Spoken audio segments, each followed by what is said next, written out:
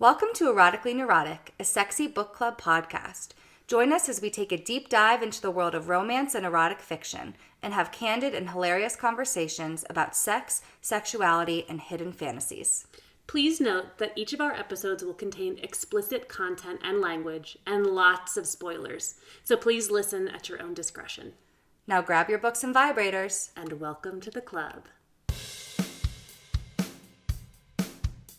Erotic, neurotic, erotic, neurotic, erotic, neurotic, erotically neurotic.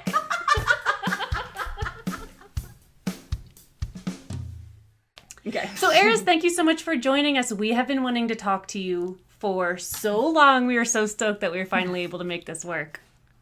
I'm sorry I horrified at least half of the podcast hosting staff here. Well, that's something we wanted to like. You've had the best sense of humor about all of this. We have so appreciated your take on. It's not for everybody. I'm not mad. Like, I know there's stuff that's like totally messed up, and not everybody's gonna be daisy. You're not gonna listen. Not every book is for everybody. Some stuff, there's stuff that's super popular tropes that I am like, nope, don't want to read that. Not for me, not at all. Like, so I'm not. Yeah. Actually, I'm interested. What tropes are very popular that you're not really into? Some of the ones that are like that's actual squick, and to say popular, we're just gonna couch this by within like the because I don't travel in every romance circle, so it's like I'm not in the sweet and clean like crowd. Like I don't know what's going on over there. I have no idea what is that even. There's a lot of people that are into like the step brother and stepdad, like all that kind of stuff. Like I don't want that.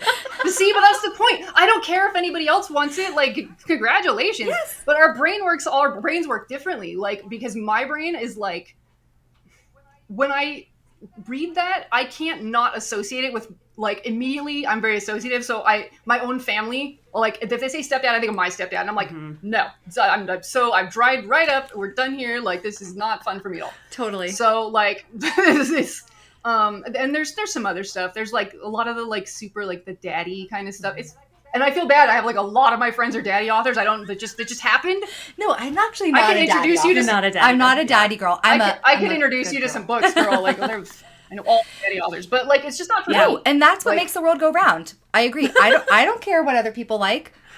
I just like sure, yeah. And trust me, I mean, provide. I'm just like fucked up now. That's the issue. I was reading a book where the twins. Okay, the twin brother had to rape his sister or else she would die. And then I was like rooting for them to be together, even though like his own sister. Yeah, his own twin sister. Okay, all right. What book was that? It's called the. No, I just want to know if I know the author because I know people. That no, I'm obsessed with this series. Actually, it's the 24690 series. Oh, okay. Have you heard of it? That's, it's by A.A. Dark. A.A. Dark, right? Yes, right. I'm obsessed. Didn't she used to have the word Alaska in her title? Yes, in her name yes. somewhere? Yeah. So anyways, he has to rape his twin sister or else she'll die. And I'm like, here I am being like, yeah, like I'm just like so rooting for them to be together, even though they're like, right. And then you're like, what is wrong with me? So that's where I'm at. This is making me think it's like an incest version of Beverly Hills 90210 because probably. I mean, from my understanding, her stuff is like pitch black. Like people are just like you either into it or you're like. This person is, I don't even know what's going on. Yeah, no, this is pitch black. Like, I'm shocked I'm reading it. Yeah, we read Eclipse Ritual a couple months ago, and Kayla was like, you have to give it a shot. It is brother, sister, but I promise it's the hottest thing I've ever read. I was so relieved that I wasn't into it. Like, the relief I felt in my body of, like, me also drying up. I've seen people talking about that book. It's a great book. I'm super excited for the sequel, but I was like, there is not an ounce of me that's getting off on this. But thank the Lord. What did make Amanda wet? It was Bass Ackwards by you. Oh no, Eris. Sorry, I just want to talk about Ariel's stuff. I'm all nervous. I'm all weirded out. From the first chapter, I was hooked. I immediately texted Kayla. I'm like, this is the hottest book I've ever read.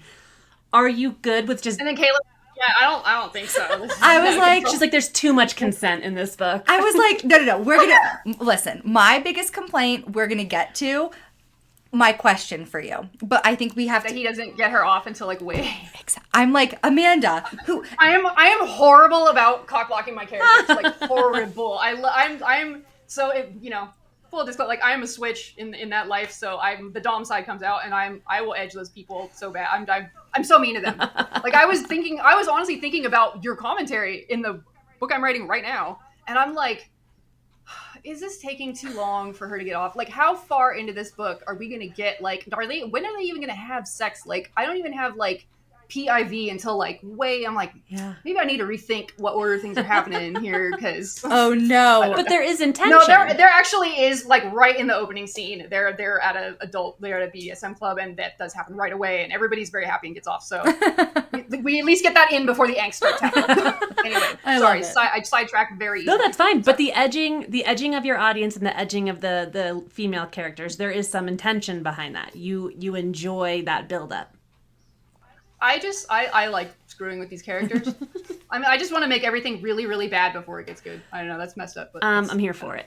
I thoroughly I don't even know how to write. Like, Morning Glory was so great and wholesome. I don't know how to write. I don't even know if I know how to write a book like that. Like, it was beautiful. I loved it. It was adorable, like shockingly adorable, which I don't think I didn't know what I was getting into, but I was into it. So tell us, how did you get the idea of Bass Ackwards? What was the writing process for that like? So silly. So unlike a lot of books where I like did a lot of planning. No, I did plan. I'm a plotter. I don't know if you heard that plotter versus pantser term in the book world, but like, so I would say the plotter is like a tiny segment of the romance author pie, and then the pantser, as in right by the seat of your pants, is probably much more of the pie, right? Most of my friends, like I know a couple of plotters, and then almost all my friends are pantsers. So I'm a plotter, which is weird. And most of my books, I have like a whole outline. I like know what's happening in every scene. I mean, like I'll adjust some stuff if I have to, but I really know what I'm doing ahead of time. Because if I don't know what I'm doing, I'll never start. Like, but with Bass Ackwards, I mean, I did have some more general ideas. It was one of my more loosely like plotted books. I mean, I definitely had a plot, but it was, I don't want to say I was winging it, but like more than normal. And I honestly, when I started writing it, actually didn't intend to publish it necessarily. The original version was put out on Literotica as a chapter by chapter. I think it was like 8 or 9 chapters. I had them split up differently. Then they were like much larger pieces at a time. Mm-hmm. So I was putting that out on there, and I don't remember what I had just got done writing a fantasy novel, and it was really long. It was like the longest thing I had written at that time. And that was like I had to pay it to, there was like 8 POV characters. It was like Game of Thrones, but there was sex in it. It was ridiculous. And so I was just like, that was so much stress. I just want to write something that's just like gratuitous and ridiculous. Like, I just want to write something that is just fucked up, mm-hmm. and I'm just going to put it on lit, and I don't care, and I'm just going to have fun. And hence the open. I was just like, how can I make this so bad? Like, how can I make this so upsetting? Like, so if, to be fair, I wasn't like, oh, everybody's going to like this. I was like, I'm going to upset so many people, and I'm going to like be excited about that. Right. Like, I feel powerless in my real life. This is the only power I have. Yeah, so I'm going to start my book with unlubed anal, unapologetically. Right. I mean, I don't know. Which I support. We're going with assuming she's wet enough to use that, but like, and I'm guilty of having used that a number of times, because I'm just like, where is he gonna get lit?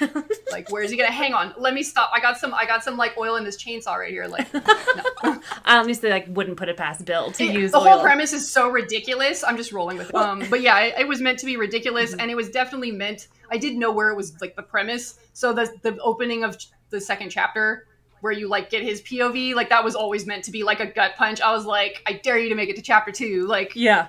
But everything after that, I was just like, I did know that I wanted to do a backwards thing. Like, I wanted it to start at the most messed up like sex, mm-hmm. and then like go backwards into like getting really sweet at the end. Yeah. Where they're like into each other. But at first she was like, I don't want to, I'm not really into this guy. Like, what are we doing here? Mm-hmm. Like, this is, I guess I need to do this because of my situation or whatever. Right. But yeah, so it was not like super well planned. I was just kind of writing it to blow off steam, quite frankly. There was a big gap in the middle. I wrote like 5 or 6 chapters, and in the middle of it, I moved from one state to another. And I don't know if you've ever sold a house in one state while simultaneously trying to purchase a house in another state. Nope. But like, we almost got a divorce. Like, it was bad times. It was very crazy. The whole thing was great. So there was a big gap because that happened, and I couldn't write anything. I was just like, this is my entire life is this move. Right. And so I had to finish writing it when I moved. Well, I'm in Arizona now. I finished writing it once I got to Arizona. And again, the rest of it went on Literotica, and it was up there for a while.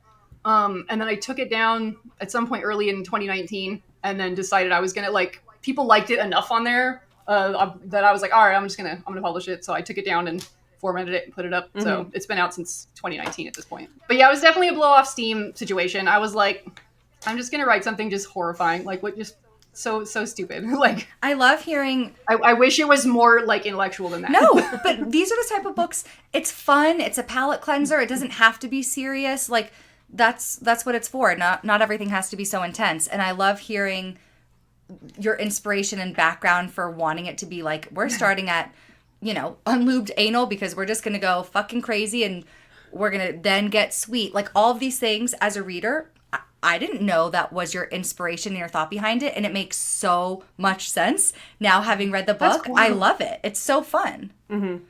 I loved also just being able to make fun of Amanda because... This is an opportunity to roast my friend. Exactly. Well, Amanda is always like such a high horse about the female orgasm, and she's like, "Ew, semen," and like, "Oh, he didn't even touch her clit." So the fact that she loved Bill so much brought me immense joy. You're like, oh, I see. Now it's okay. I'm like, I'm sorry. We're obsessed with Bill, who doesn't give orgasms at all, but you don't like other characters who still give orgasms even though they didn't touch her clit. So I just like to make fun of Amanda more than anything, basically. I think I'm...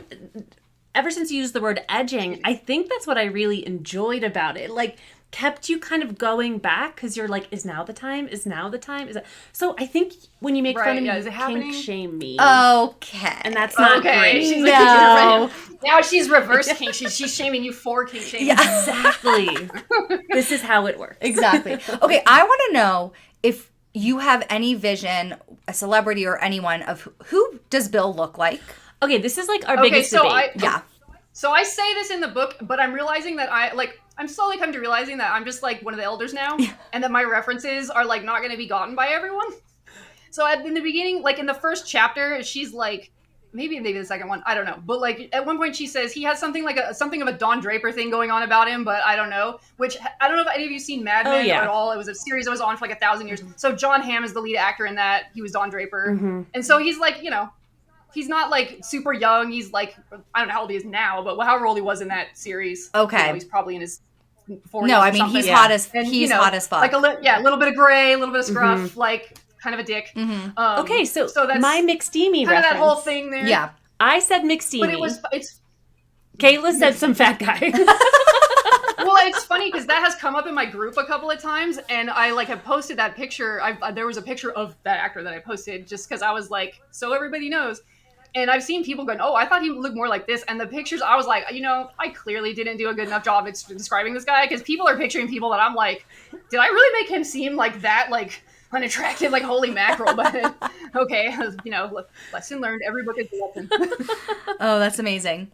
I just remember at one point you talked about him having a V, and I was like, yep, McSteamy, got it. I painted the picture from there. It was kind of one of those things, and I'm realizing that everybody's way that we become attracted to people is a little bit different. Like some of us are more like mental, some of us are like we ogle people's body, and then you know what I mean, there's all different ways.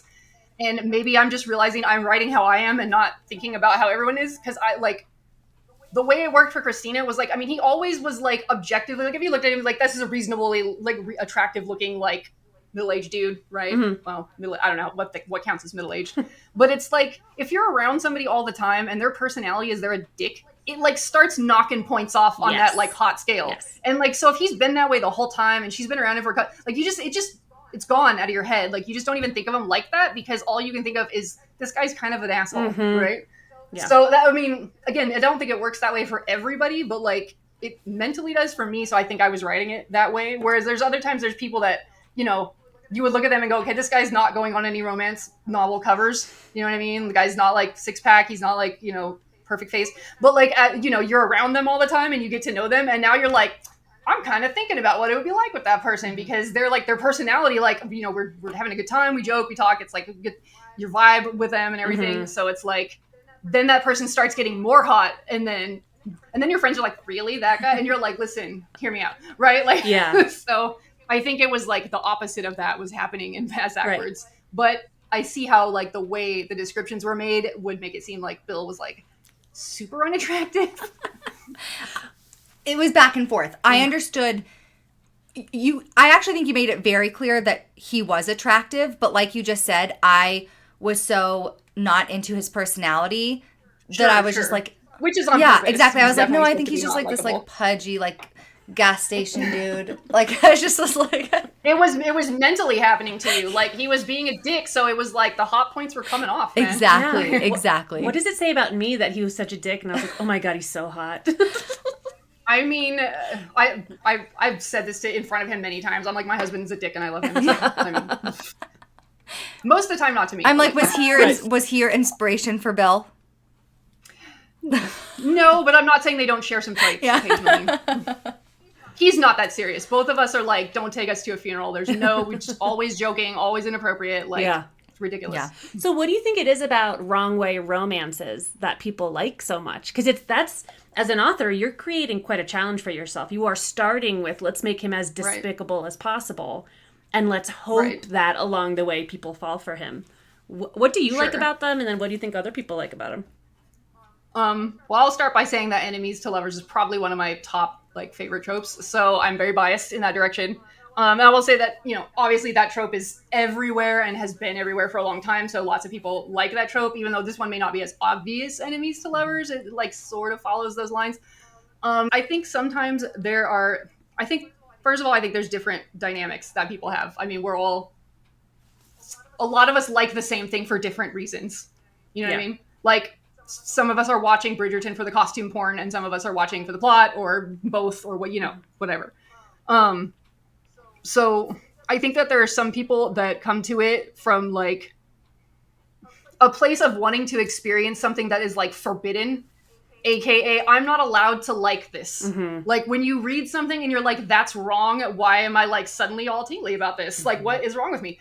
And I think sometimes like there's an element of that like we don't maybe psychologically fully we haven't all analyzed it about ourselves, but there's something in there like, I'm not supposed to be liking this and I am liking it, so now it's like the forbidden thing, and now I want to like, now I gotta have more of this. Yeah. And sometimes it's like we don't even know why. Mm-hmm. I know that there are other people that have said that, whole blog posts and essays and stuff that have pointed out that there are a lot of people that have, are like trauma survivors that have gone through situations that were either, people can, I feel like it probably falls in the dubcon category, the opening scene of Bass Ackwards. Like, she's like, okay, so it's like, is it consent or is it not consent because it's kind of coercive, mm-hmm. Like, and that's, I don't want to debate that right now because I'll get on a sidetrack. But the point is that I think a lot of people have been in messed up situations, whether it's like a workplace harassment or fully they were assault survivors or whatever. And I've heard people saying, like other authors and readers, that they will explore some of these topics because it is a safe way to like process the situation. Maybe it's a hyperbolic version of the situation. Like, obviously none of us have been on a pirate ship and, had our bodices ripped, but like you're processing the like dynamic that happened in a safe way where you get to be like, you get to decide, I will shut this book now. This is too much for me. Or I'm going to read through this and think about my feelings because that was, 15 years ago that a thing happened to me. And now I can like, consider it or whatever. I don't know that people intentionally do this mm-hmm. necessarily. Mm-hmm. Maybe over time they might like, because people will ask you, why do you read that stuff? And you have to sit there and analyze your own self. But I think that some people are like, this is a safe way for me to like explore this situation in which I have agency to like pick the book I want to read. I can say no to this hero. I can close this book. If there's a trope I don't like or that's gross, I can stop this at any, and like, in another situation in their life when they did not have that agency to be like, I don't want this. I'm not into this. Or, or I don't want to be harassed at work because this person's my boss. And if I like say something, I'm gonna get fired or whatever. Mm-hmm. So I think there's both of those things. I'm sure there's other unexplored reasons. There's probably stuff I've even said that like, this is a reason. And right now my brain is just like, like no thoughts are in there at all. No, but I agree with both of those different scenarios you described. Wholeheartedly agree. You just described me in the first one. Like, I discovered something. I like it. There's something about the taboo nature, the forbidden of it. I don't really care to like psychoanalyze myself deeper. We joke about it, but I'm like, and I don't think you have to. Like, I don't think you have to. Other people want to like wedge you into that corner and like question you. And so sometimes I've done that just to like figure out myself, but I don't think you should have to do that. Like, it's just a fantasy for crying out loud. Exactly. Like, it's just, and we talk about that too. Why are we policing women's fantasies? It's unnecessary. Exactly. It's like dudes fantasizing about all kinds of crazy stuff nobody's done. Like, but why do you want the girl to have sex with the pizza delivery guy? Why pizza specifically? What do you think that means? Like, no one analyzes. Right, like, what does the porn. sausage mean to you? What does the sausage mean, sir? Exactly. What does bukkake symbolize to you? So apparently not a good...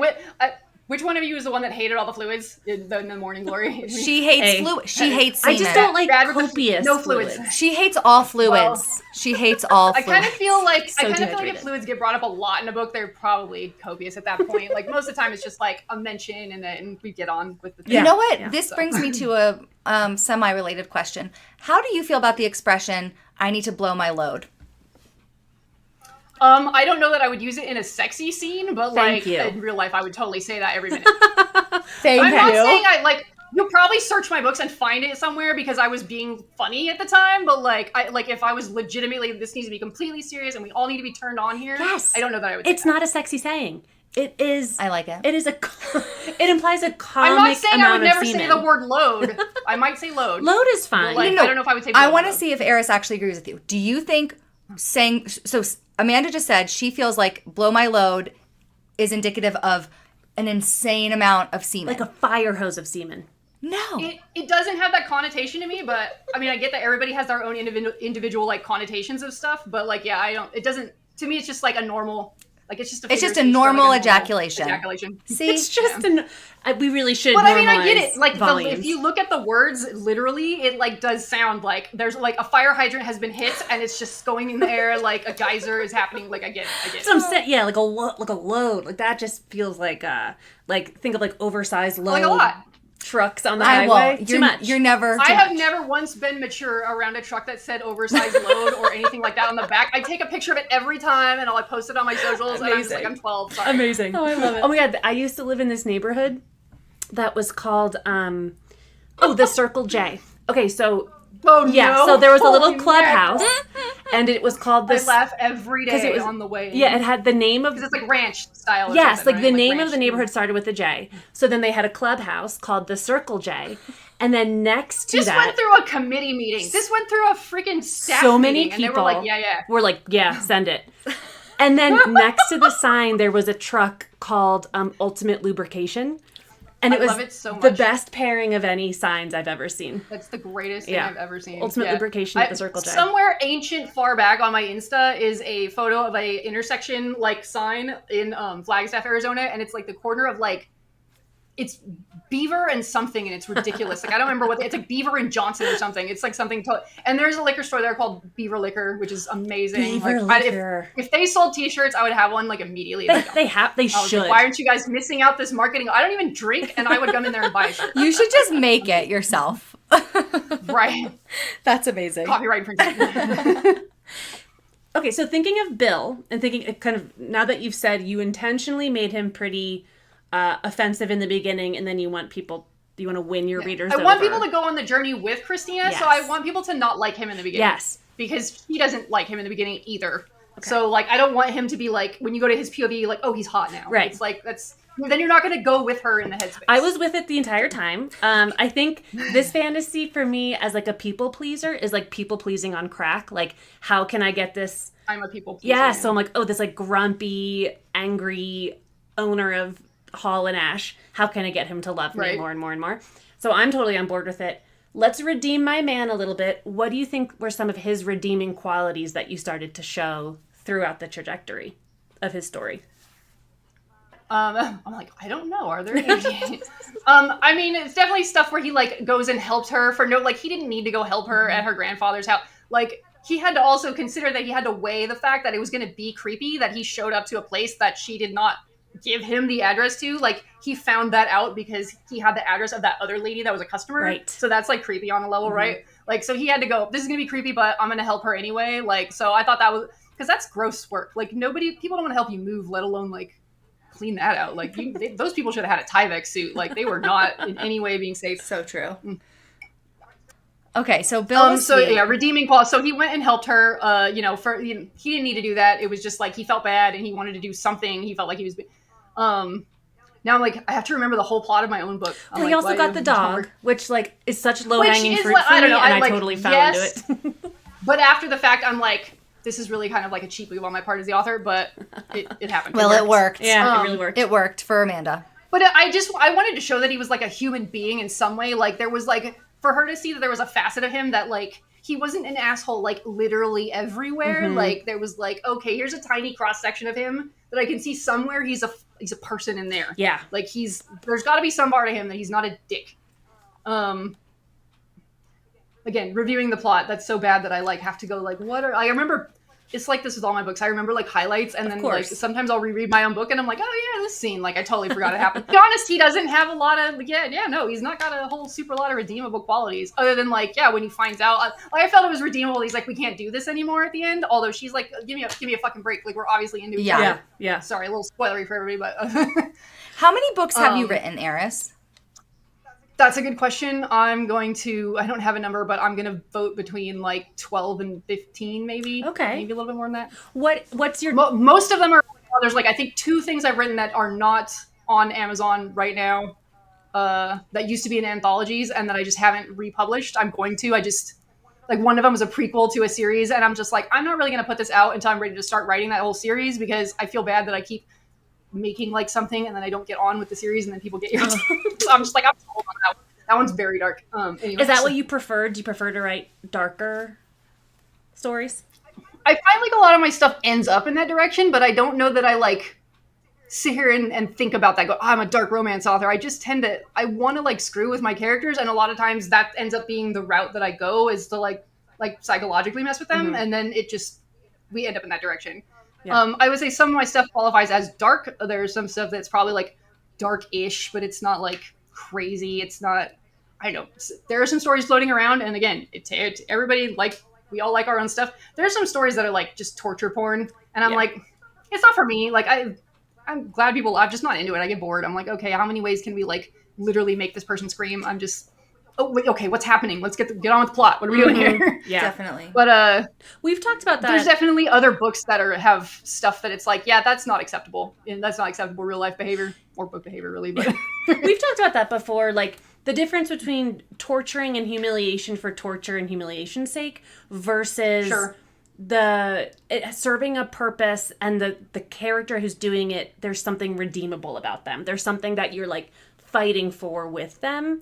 But when it's just, I definitely want there to be a reason. Like, I don't want to just do it to be like, oh, I'm going to do this wild thing and I'm the author that wrote the scene with this wacky, like, crazy thing that happened. Yeah. I definitely want everything that the characters do to, like, have some purpose. It has the psychological effect on the other character. Mm-hmm. It's some plot relevance, whatever. Like, I don't want to put things in there that are just in there to be in there. Just to be shock value. We were just talking about that. Right. I feel like there's definitely been some talks about authors just trying to put kind of as many shock value and trigger warnings as possible just to like to be more and more and more and see if they can get a rise out of readers, even if it... Right. And there's a batch of people that like go for that every time. They're like, I'll go in book groups, like, give me your Rex, where like the guy like drills her hand with a drill bit to like a table or like some crazy stuff, right? Yeah. I'm in a bunch of dark books groups.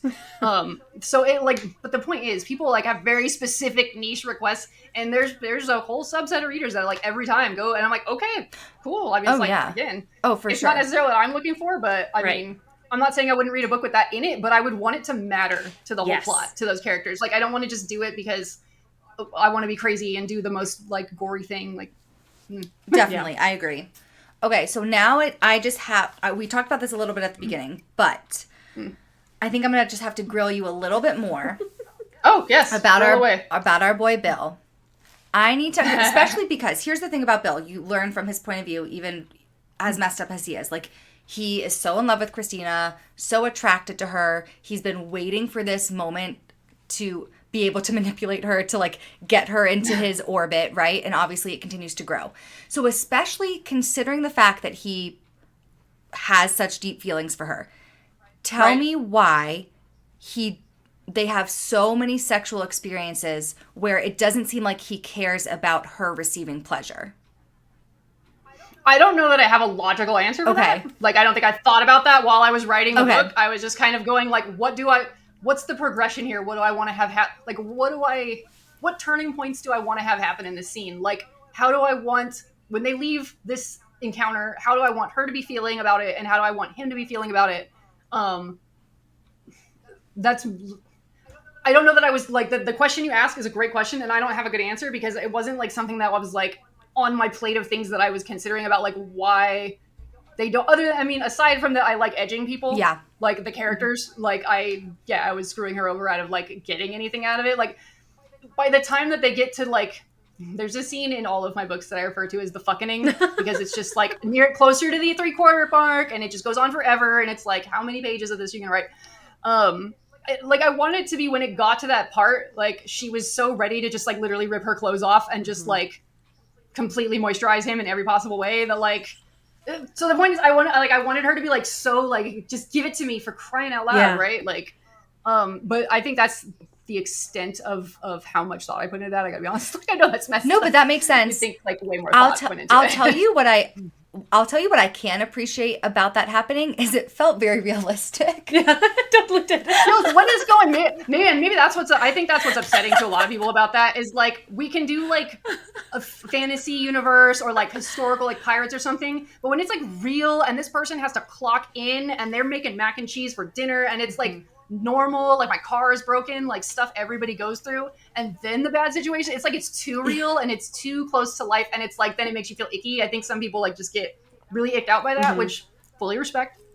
Yeah. Well, I'm actually writing for the crowd that gets icked out and then is like, give it to me more. And that makes sense thinking about our responses. Again, it wasn't like an ick to me, but you make a good point where I think for me the books that I'm like more attracted to the male characters and what's happening are so unrealistic. Sure, it is not like, this is like so fucking real. Like down the street, it is so real, which obviously still worked for you, which is fascinating. I know, because we got to figure that out, because Amanda's typically the one where I can like dive into the fantasy and like nothing permeates it, and she can really pick it apart as if it were the real world, and I'm like, no, don't go there.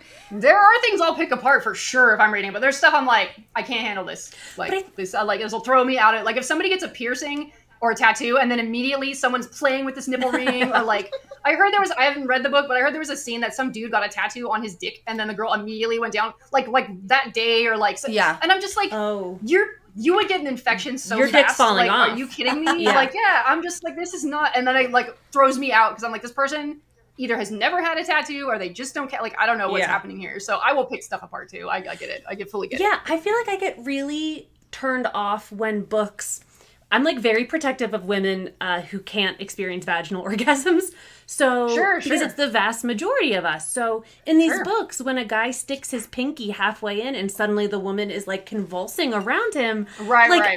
It's kind of a lot. Yeah, it's just like, sometimes if the rest of it is good and I'm like into the author's voice and I'm into the scenario, I'm like, okay, we'll just roll with this, whatever. Right. But like sometimes it's like, if not enough things it's like if everything else is at a 10 and this one thing happens, I'm like, whatever. Mm-hmm. But if everything else is like further down the scale of, rating, I'm like, okay, this is like starting to, I'm kind of over it. Yeah, like I just can't relate to it.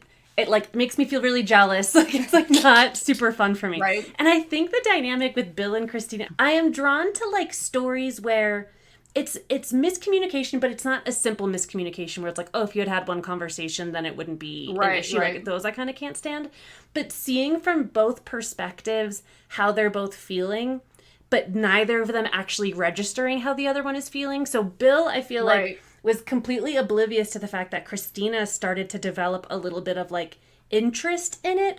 And it felt like Bill was kind of just like running out the clock. Like, all right, let me just like have sex with this girl as much as I can until she finally says no. He thinks it's such an impossibility that she would ever consider him as like a real partner. Yes. That like, it doesn't even like, it takes so long to get through his head because it's like when you fantasize about a celebrity and it's like, you're never gonna like, that's not gonna be a thing in your life. So you just go, oh, that person's really hot from afar. And it's never like, that's how he's been looking at her. So the idea that like something real could happen is he's just like, that doesn't even exist. Like it doesn't.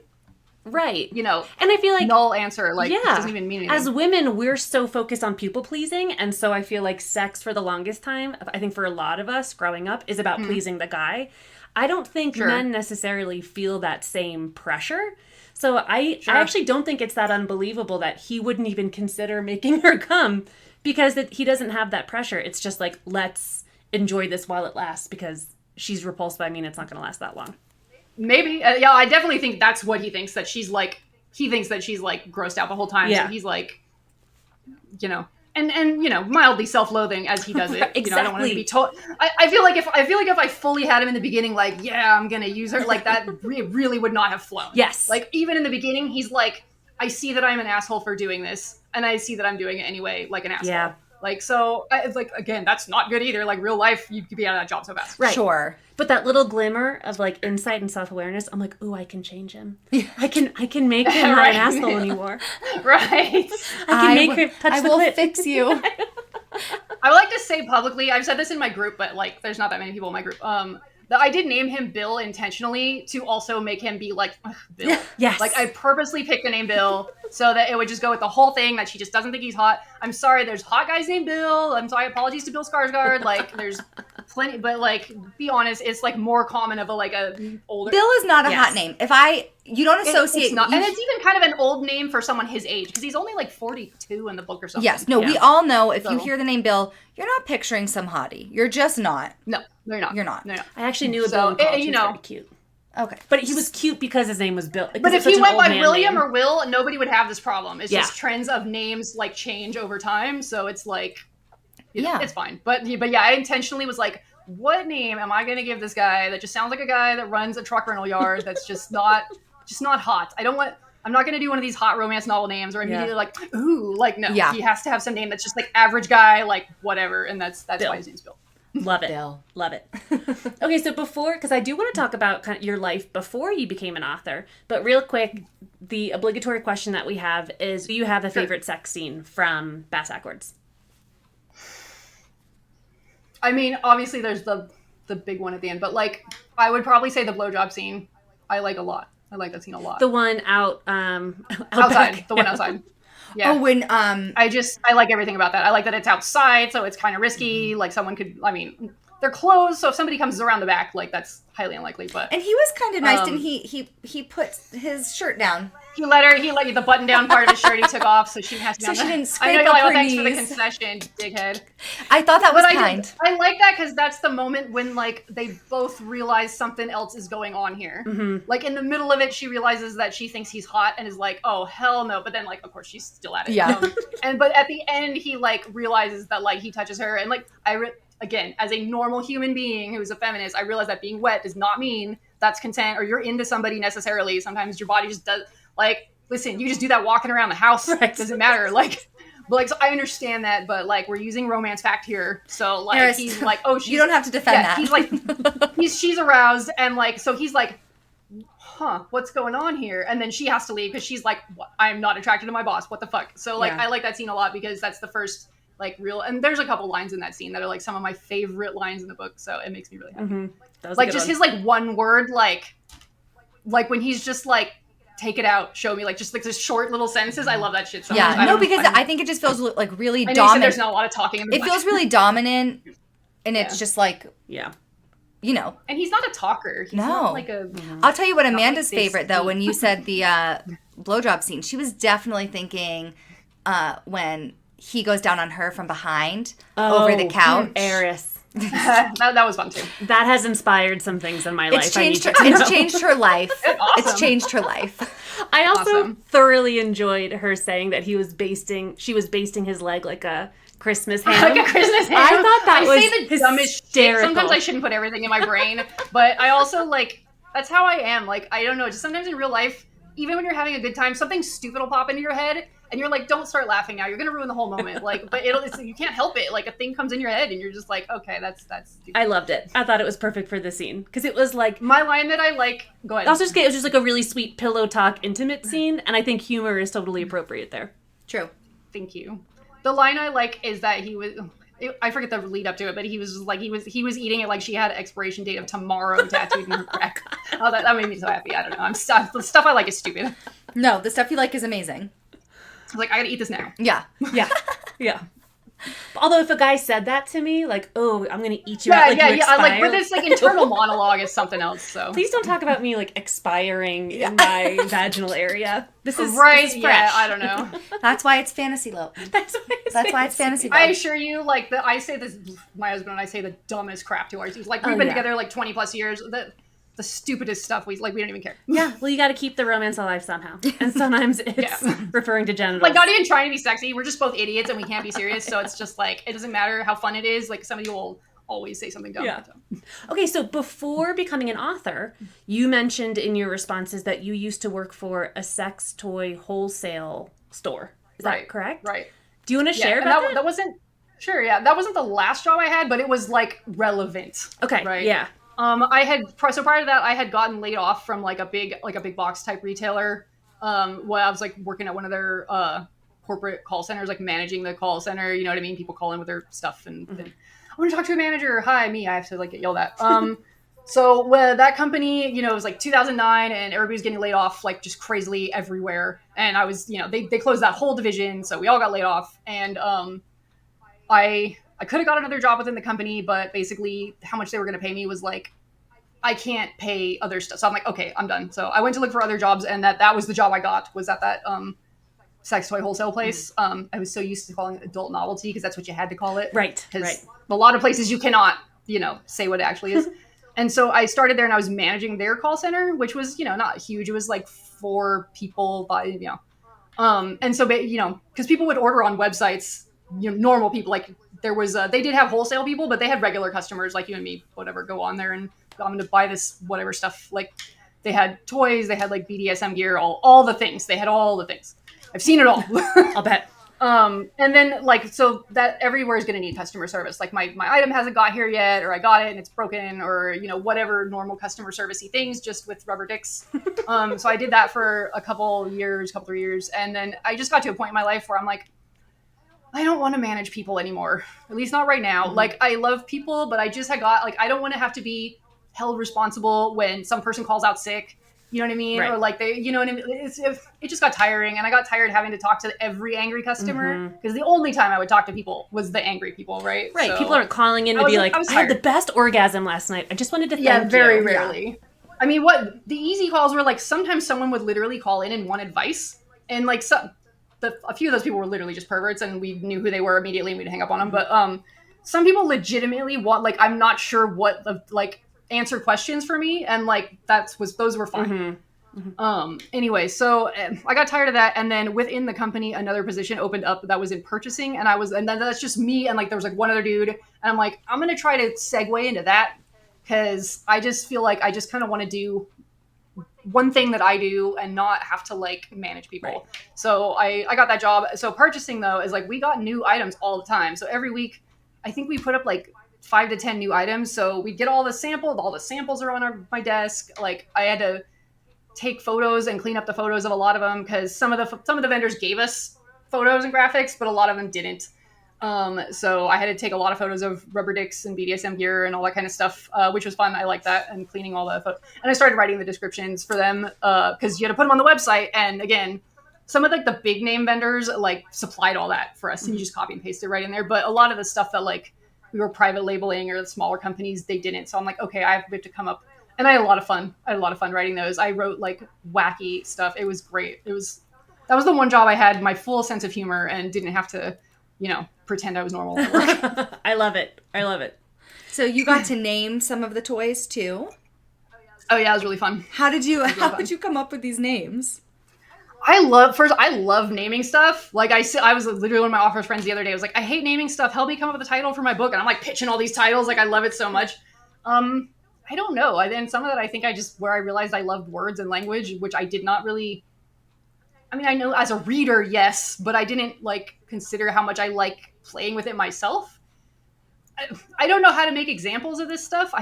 It was just a fun thing to do. Like I just try out, like I mentally like pitch different things like this, and that's kind of stupid, or this isn't that hot, or do we want to make this funny, or do we really want to sell that this is like a serious. One of the things I'm trying to think of stuff I named, and like I don't know why this is the thing coming to the top of my head because there were many.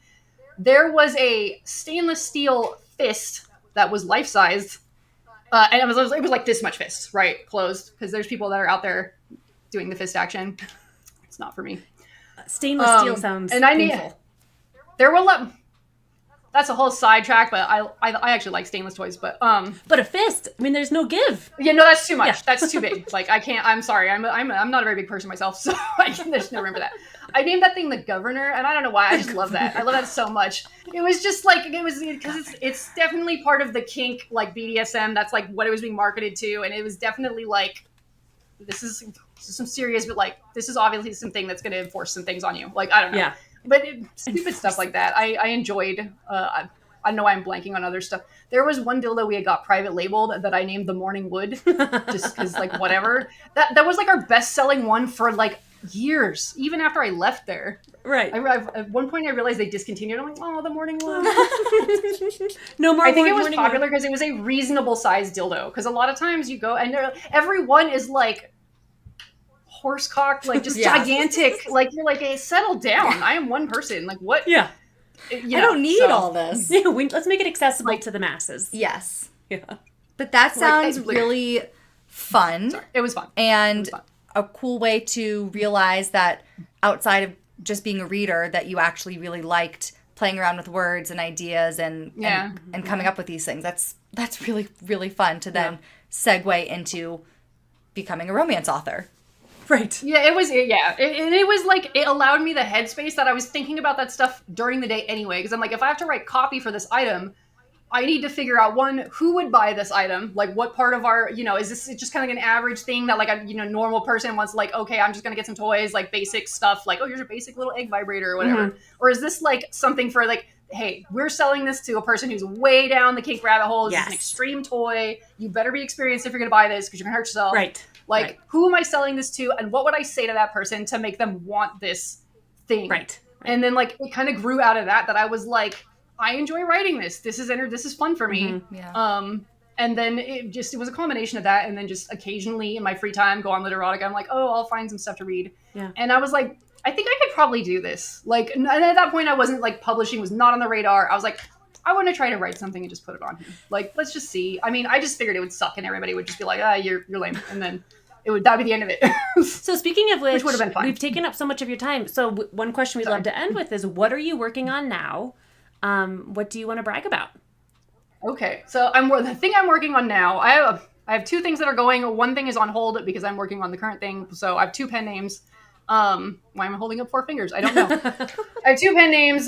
So Eris is my main one, and then I also have Octavia Hyde that writes. At the moment, all I have there is Tentacle Aliens because I haven't put out much under her. Write that down.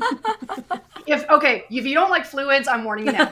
There's fluids. It's not that I don't like fluids. I don't like excessive double swallowing amounts of fluids. If you know what I mean. That's too much. There's a lot of fluids. I mean, you're going to have to decide for yourself if you think you'd be into it. Like, I try to write it in a way that, like, because me in real life, I don't like wet, unsolicited wetness. No, thank you. But, like, in a book, like, sometimes I'm just, like, rolling with the whole vibe of the scene, and it's, like, this seems like you want it to just be, like, they're, like, upper half, like, a dude, bottom half more octopus, so, like, it's good. Everything's going to be, there's no way this is not going to be an entirely moist situation. Sorry, I said the word. I say that all the time, and I forget a lot of people. That word really doesn't bother me. It stopped. A lot of people are like, Yeah. Anyhow, so that's my other pen name, and that's kind of like the pen name where I'm intending to put all my, like, non-human, like, monster-y stuff in. Cool. So I was working on the third book in that series, but I had to pause it. I paused it to write a book that I put out last year, and then I also agreed to write the book I'm writing now, which is called Blacklight Compulsion. There's a whole series of books called Blacklight that are set in I think there's like two different BDSM clubs that are like related. There's like one in Washington, D.C., and there's one in like Hollywood, somewhere in SoCal, maybe Hollywood, I think. And so I had made all the book covers for all that whole series. Like when I first quit my day job, like I was designing book covers for my friends because I was a graphic designer before. Mm-hmm. So I was like, I have to eat food and I don't have enough book money. So I've made like hundreds of book covers. Anyway, so they had invited me to take part in the people who run that series. Like every year they would do an anthology. And I kept being like, it's not really on brand for me, whatever. But like in the one that came out in 2020, I had agreed to take part in. I was like, I want to be in that one. So they're like, okay, which I'm friends with these people. It's not like we didn't know each other. So I wrote some characters for that one, and it's, it's like 30,000 words. It's not like a huge thing, but these two meet. And so the book I'm writing now is basically like how they actually get in a relationship, because they meet at this BDSM club and they've never met before. Okay. They're thrown, the premise of their anthology that they would do, I think they're done doing them. They did like 5 or maybe 6 or 7 of them.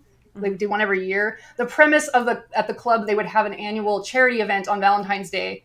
And the people who, it's high end. So the people who'd go to this club would pay to be in this thing. And you'd basically be paired up with a random person by a roulette wheel. So you'd have a random partner. And then whatever like kinks you'd be doing for the night were also random. Like you could put in ahead, these are my hard limits. I don't want to do this. Like they're not going to be unreasonable. So these are the two characters who got paired together in that. Okay. And they obviously very much hit it off. So now this is the rest of their story because people had been asking for it. Oh, very cool. I feel bad because I was hearing in I want to say it was the End of the Morning Glory interview. They're like, yeah, I don't want to really read about like a tax accountant who like helps a millennial girl, and I'm like, well, you're really not gonna like this one. But that's the challenge. Now you have to win us over. Homeboy works for the IRS, but like that's not really like prominent in the story. It's just like I don't know. It's like a frame for his personality, because that was the challenge. So I was like, I want to challenge myself. What can I do with this that's unusual? And I'm like, I want to have a dom who like is grossed out by like flu. Like he's got like contamination phobia. He's got like OCD. He doesn't want to touch anything that's wet. He like has to put gloves on to like practically interact with most of the world. He's got like an assortment of like phobias and neuroses and stuff. And like, how would this guy function in a situation like this? Interesting. And so it was, some of that's involved in some of the kinks. Like when they're at the club, he's got like the black nitrile gloves, which like would weird out other people, but the girl's like kind of into it. You know what I mean? But it's very opposites. Like she's kind of like a hippie, like, art student. Like she's not still, she's like 35 or something. Okay. So like, this is called Blacklight Compulsion. And and the main title is just Compulsion, but Blacklight is just, to couch it as it's in the series. Okay. There's a bunch of individual books in the series. So when can we expect to see it? It would be really great if it was this year, because it was supposed to have been like last November. And I'm the slowest writer alive, and it's killing me. But I'm in the middle of that one right now. It's going well. But that one is one of my few other contemporary books. Most of my stuff is like fantasy or historical or some other not now, like urban fantasy or something. So I'm hoping sometime this year. It's partially written. Like I have a small Patreon, and the people on there are getting the chapters as I write them. Oh, very cool. So like those people have gotten, I think, 4 or 5 chapters at this point. Yeah. But I'm so slow. Oh my god. But it's rolling along a bit faster now. I think there was some stuff that I like hadn't fully resolved in my outline that I'm like, I have to figure this out before I like go further. Sure. But that one's definitely going to be more. It's going to be another like psychological deep dive. However, if you, on one hand, even though he works for the IRS, if you did not like Bill because he was like inconsiderate, this guy's like hyper considerate. Like that's half the problem. He's like too responsible, and she's like, "Hey, could we just do this?" Like, and he's like, "I don't know if that's healthy for you right now." Like, right. I don't want to get into the plot twist, but like, that sounds and awesome. He's a sadist, and it's like, so I mean, he's still like a sadist dom, but like it's a whole thing. Oh, I'm excited. Well, we're excited to read it when it comes out for sure. Yeah. Thank you. Eris, thank you so much for spending your Sunday with us, for taking this time. We really appreciate it. I had very much fun talking, and I'm glad I was a little scared in the beginning. I'm like, she hated my book. She's going to come tell me I'm like a horrible person and I need therapy, and I need to I do need therapy, but we all need therapy, and we thought your book was great. I love to make fun of Amanda for how much she was obsessed with Bill, and I'll always stand by that. I always say I wish Amanda wasn't my friend so she could be my therapist, but unfortunately here we are. It's actually kind of a compliment. I turned around. Thank you. We had so much fun talking with you. We are definitely going to keep our eyes out for Compulsion when it comes out, and you'll be hearing from us obviously when it does, because we'll be chatting. Great. I had a great time talking to you. Thank you so much. Yes. Thank you so much, Eris. Have a good one. Right. Bye. Bye.